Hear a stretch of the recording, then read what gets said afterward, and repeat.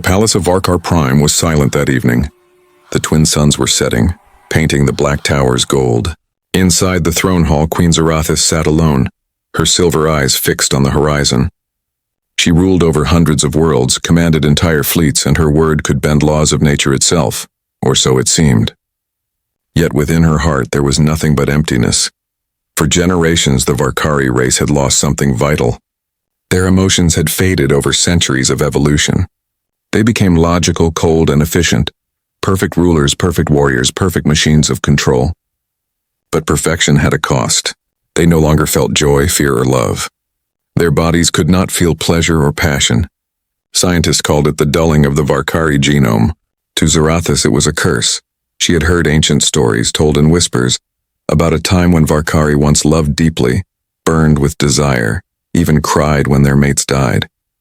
But those were old myths written before her kind reached the stars. None believed them now, except her. Every night when the stars filled the glass ceiling above her throne, Zarathis wondered what it felt like to feel. What it meant to tremble, to ache, to want. That same night an alarm echoed through the lower decks. A human ship had been captured on the border of her empire. The humans, small emotional creatures from a blue world, were known for their strange ways. They cried easily. They sang even when dying. They fought like fire, even when logic said it was hopeless. One human survivor was found in the wreck, Commander Ethan Rains. He was tall for his species, his body scarred and his uniform torn. His hands were bound in energy cuffs when he was brought before the Queen, but even with guards surrounding him, his eyes met hers, without fear. "You are the one they call Queen?" he asked, his voice rough but steady. Zarathis tilted her head. No one had ever spoken to her like that, not even her generals. "You stand before the ruler of the Varkari Dominion," she said coldly. "You will speak only when spoken to," but Ethan smiled faintly. "You look more like a woman than a ruler," the guards hissed. Weapons were raised, but the Queen lifted her hand, stopping them. Something about the human's tone, his calm, reckless honesty, pulled at her. She ordered, "Leave us." The guards hesitated but obeyed, the chamber falling into silence. Only the Queen and the human remained. Zarathis rose from her throne and stepped down, her long silver robes whispering against the metal floor. She circled him slowly, studying him as one might study a strange animal. "You do not fear me?" she asked. Ethan shrugged. "Should I?" "You are my prisoner." He met her gaze. "Then what are you waiting for? Kill me, or let me go." Her lips curved slightly, a movement so rare that the palace drones would have mistaken it for a system error. "Humans are unpredictable," she said softly. "You burn so easily. You fight so irrationally. You feel so deeply." Ethan's eyes narrowed. "That's what makes us alive." Later, in her private chamber, Zarathis stared at her reflection. For the first time, her heart beat faster than normal. Her temperature had risen slightly. Her breathing was uneven. She called for her medical aide, who scanned her quickly. "Your Majesty," the aide said in confusion, "your body shows signs of..." "Excitement?" "Impossible," the Queen snapped. "We do not feel such things." And yet she knew it was real. The warmth in her chest, the strange trembling in her hands, it all began when she looked into that human's eyes. She ordered the human transferred to her laboratory. Officially it was for interrogation, but in truth, she wanted to study him, to understand how his emotions worked, why his body responded to feelings, and why he seemed immune to her fear-inducing presence. Days passed. Zarathis questioned Ethan about his species, but instead of scientific answers, he told her stories. About rain on Earth, about the warmth of holding someone you love, about laughter, tears, and the heartbeat of another body pressed close. At first she dismissed his words as primitive nonsense. But when he spoke, his voice carried a strange energy, alive, raw, unpredictable. It reached into the empty chambers of her heart. One evening, while she was observing his vitals, Ethan suddenly asked, "Why do you study feelings if you don't believe in them?" Zarathis froze. "Because I once did," she whispered. "When I was young, I felt something, before they took it away." "Who took it away?" "My people. My evolution. My duty." Ethan stepped closer, his cuffs glowing faintly. "Then maybe it's time someone gave it back." Their eyes met again, and the space between them seemed to tighten like a string. The Queen could feel her pulse racing. A strange heat filled her chest. She could hear the blood in her ears. For the first time in her life, she didn't think, she felt. That night she couldn't sleep. Her dreams were filled with fire and stars. She saw herself standing on a battlefield, her hands covered in blood. Not from war, but from something far more human. When she woke, she found herself whispering his name. Ethan. In the morning, her attendants noticed her distraction. She spoke less during council meetings. She walked slower. Her composure cracked in small, visible ways. Whispers began to spread through the palace. The Queen is changing. Her high priest warned her. You are drifting toward chaos, Majesty. Humans are emotional disease. They infect minds with weakness. Sarathis stared at him. Then perhaps weakness is what I need. The next day she visited Ethan again. Tell me, she said, how do humans connect? Physically? Ethan smiled a little. You mean love? I mean the biological act, he hesitated. It's not just biology. It's emotion. It's trust. It's two beings choosing to share everything. Her voice dropped. Show me. He blinked, unsure if it was a test. You don't mean, I want to understand, she said. I command you to teach me, but her voice was trembling. It wasn't a command anymore, it was a plea. Ethan took a slow breath. You can't command this, Queen, you have to want it. I do, she whispered. For a long moment, neither spoke. Then Ethan reached out, touching her hand gently. Her body shivered violently, as though electricity ran through her veins. Her eyes widened. The sensation was overwhelming. Fire, light, pain, pleasure, all at once. She pulled back, gasping. What is this? He smiled softly. It's feeling. Sarathis stared at her hand. For the first time in her immortal life, her skin tingled. Her chest ached with something she couldn't name. In the silence that followed, a tear slipped from her eye. She touched it in shock. She had never cried before. What is happening to me? She whispered. Ethan looked at her, calm and human. You're waking up. But outside, her enemies were already moving. Her guards had seen too much. The high priest had reported her strange behavior to the council, and in the dark halls of Varkar Prime, the Empire began to whisper, the Queen has been touched by a human. The Queen is losing control. Sarathis didn't care. For the first time, she wasn't afraid to lose control. She looked out at the stars, her hand still warm from his touch. If this is what it means to be human, she murmured, then maybe we have been gods for too long. And far below, in his cell, Ethan smiled. He didn't know what future awaited him, but he knew one thing. He had just changed the heart of an empire. The next morning, Queen Sarathis stood at the balcony of her private tower. The sky of Varkar Prime glowed silver blue, and fleets of warships moved like shadows across the clouds. Yet for the first time, the sight of her empire gave her no pride. Her thoughts were not on the empire, but on the human. She could still feel the ghost of his touch on her skin. It refused to fade. No amount of logic, meditation, or royal discipline could erase the warmth that had awakened something long buried. Her physicians had run endless tests overnight. Your Majesty, one said nervously, your heart rate has changed. Your hormonal balance is unstable.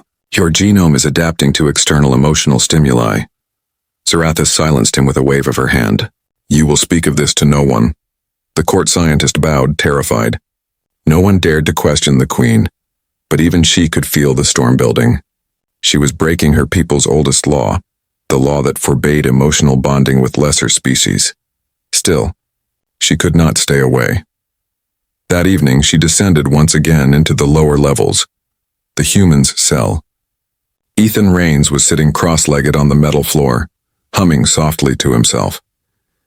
The tune was strange, haunting, gentle, alive. When she entered, he looked up, smiling faintly. I thought you wouldn't come back, he said.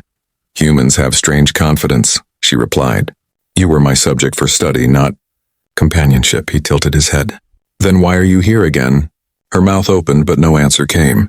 The truth was something she did not understand herself. I wish to understand, she said finally. This connection you speak of. I want to know what it does to the body and the mind.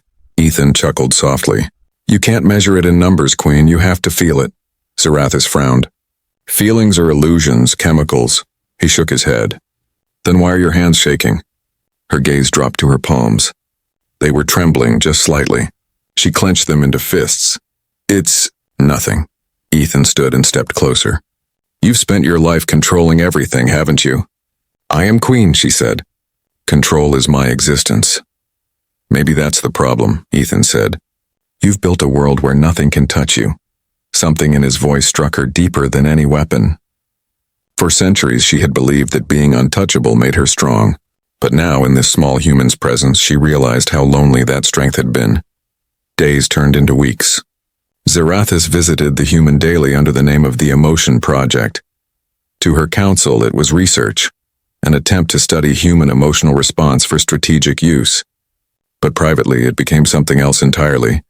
Ethan told her stories of Earth, of rain that fell warm on the skin, of music that made people dance without reason, of holding someone's hand while watching the stars. Each story made her chest ache in a way she couldn't explain. One night she asked him, "When humans bond, what does it mean?" He thought for a moment. It means choosing someone. Not because they're useful or powerful, but because they make you feel alive. She stared at him. Alive, she repeated softly as if testing the word on her tongue. What a strange word. Maybe you should try it, Ethan said. The next day, Zarathus ordered the guards to bring him to her laboratory. The room was filled with glowing instruments, scanners, and containment fields. But this time she didn't stand behind glass or wear her sterile gloves. I want to test something, she said. Ethan frowned. What kind of test? She stepped closer until they stood only inches apart. Physical contact, she whispered. To observe neural response, he laughed under his breath. You could just say you want to hold hands. Her cheeks flushed, a reaction that startled even her. Proceed, she said firmly. When their hands touched again, the energy between them flared like lightning. Monitors around them beeped wildly. Zarathus gasped as sensation exploded through her body. Heat, light, something like pain but beautiful. Ethan watched her expression soften. You feel that? He asked gently. She nodded, breathless. It's overwhelming. That's what connection feels like, he said. It's messy. It's alive. Her heart pounded faster. I can sense your heartbeat, she whispered. Through your hand. Then maybe you're not so different from us, Ethan said quietly. That night, the lab's security feeds caught a glimpse of them together. His hand brushing hers. Her trembling voice asking questions no queen should ask. The footage reached the Royal Council by morning. Inside the council chamber, High Priest Valor slammed his staff against the floor. She is being corrupted by the human. The queen's purity is compromised. Admiral Kareth, her most loyal general, lowered his eyes. We must proceed carefully, High Priest. She is still our ruler, the priest sneered. No ruler who forgets our laws can lead us. The human must be destroyed. The council voted in secret that night. Ethan Rains was to be executed at dawn, but Zarathus was unaware of the plot. She was with Ethan in the observatory watching the stars drift past the glass dome. Do humans ever stop talking? She teased as he told another story. Only when we're listening, he said. Like now, she smiled faintly. You think I'm worth listening to? He turned toward her. You're more than a queen. You're someone trying to remember what it means to feel. That's worth everything. Her throat tightened. You speak as if I am not your captor.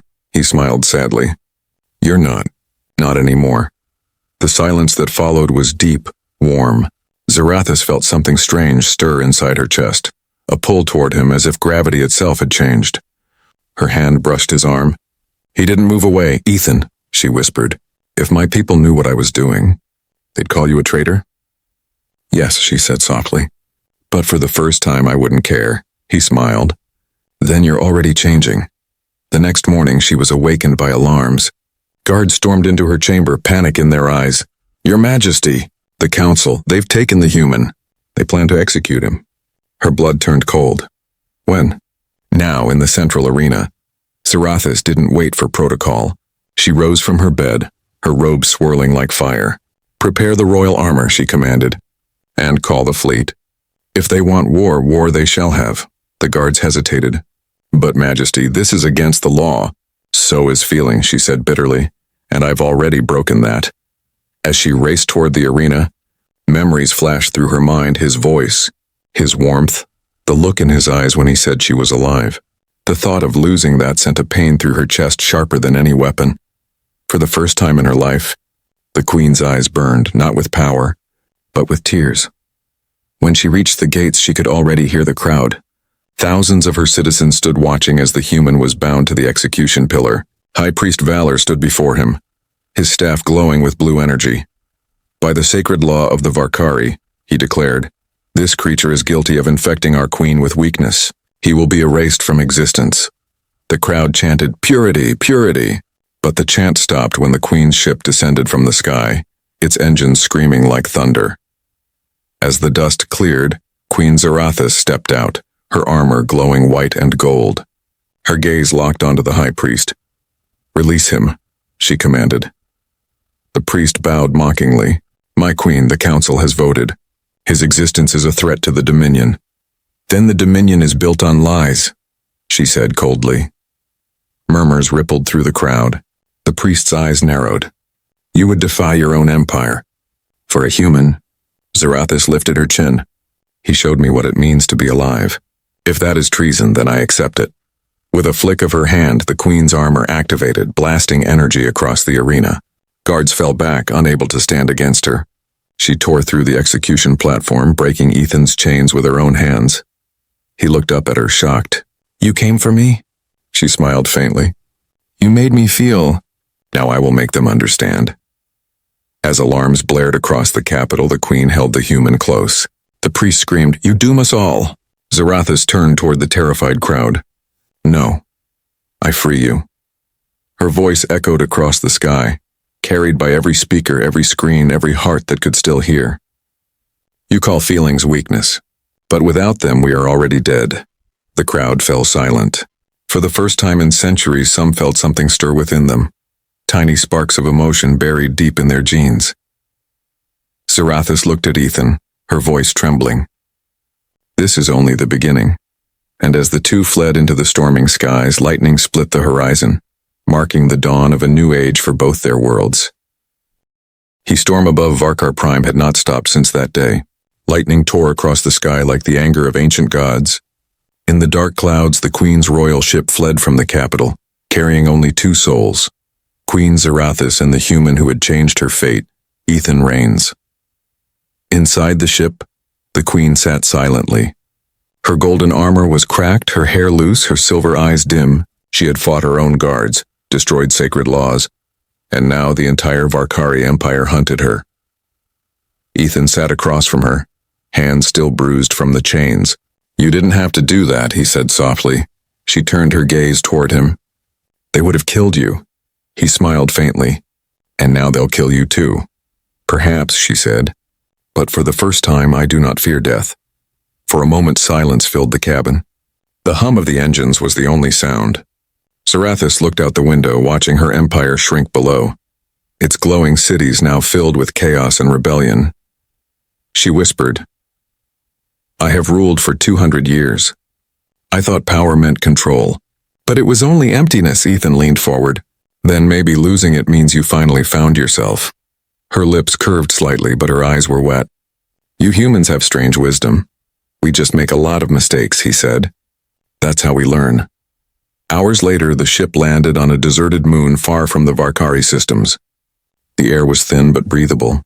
The ground shimmered with soft blue crystals that reflected the stars. Zarathis stepped out, breathing deeply.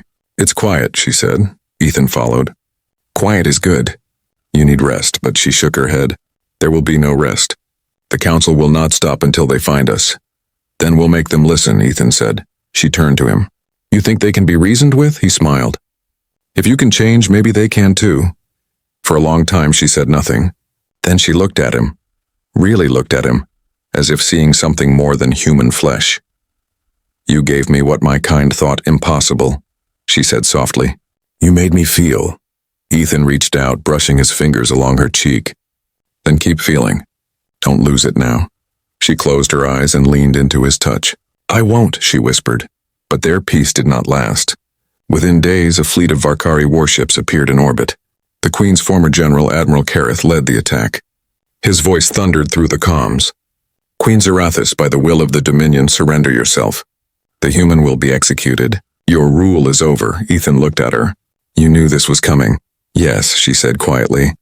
They will not stop until they erase me. He stood up. Then we fight. You are only human, she said sadly. You cannot fight an empire, he smiled. You said once that humans burn easily. Maybe that's what we're meant to do. Burn bright enough to be seen. Zarathis felt something tighten in her chest. Fear. Not for herself, but for him. No, she whispered.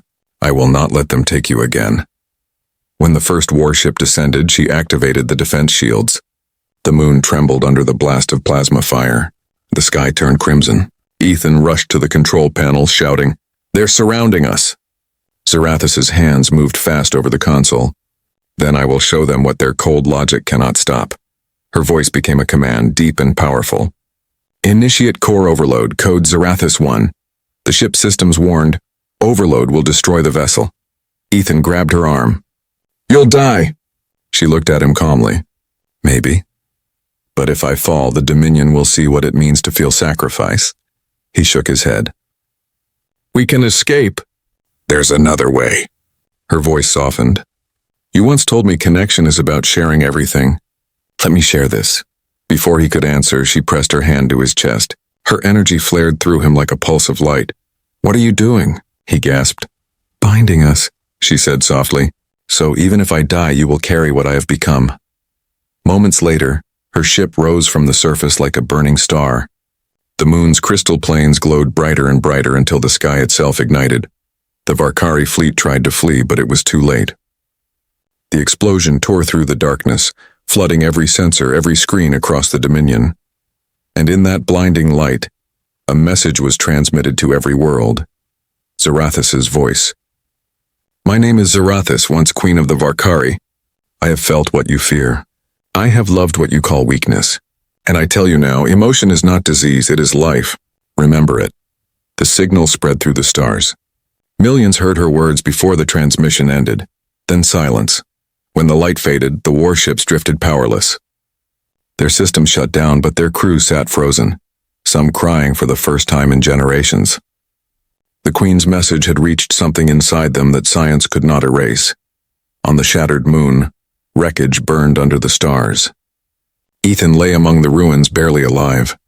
His vision blurred, but in his chest he felt something, warm and steady. A heartbeat. But not his own, Zarathis, he whispered. A soft light shimmered before him. The Queen's form appeared, translucent, glowing faintly blue. You're alive? He asked weakly. Not as before, she said, her voice echoing softly. I transferred part of my essence into you. My body is gone, but my mind, my heart remains. He struggled to sit up. Why? So that our bond would not end, she said. You gave me life. Now I give you mine, he laughed weakly. You always were stubborn. Her image smiled gently. And you always had hope. Months passed. The Dominion changed. Across its planets, people began to dream again. Emotions long thought extinct returned. Songs filled the markets, laughter echoed in the halls. Soldiers wept after battle. Scientists wrote poetry on their screens. They called it the Awakening of the Varkari. Ethan wandered the galaxy, carrying her memory like a flame. On some worlds he was hunted. On others worshipped. But wherever he went, he spoke her final words.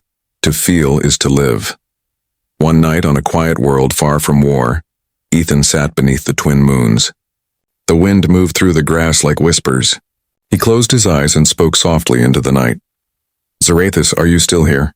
Her voice came like a breath in his mind. Always, he smiled. Then what now? Now, she said gently, you live.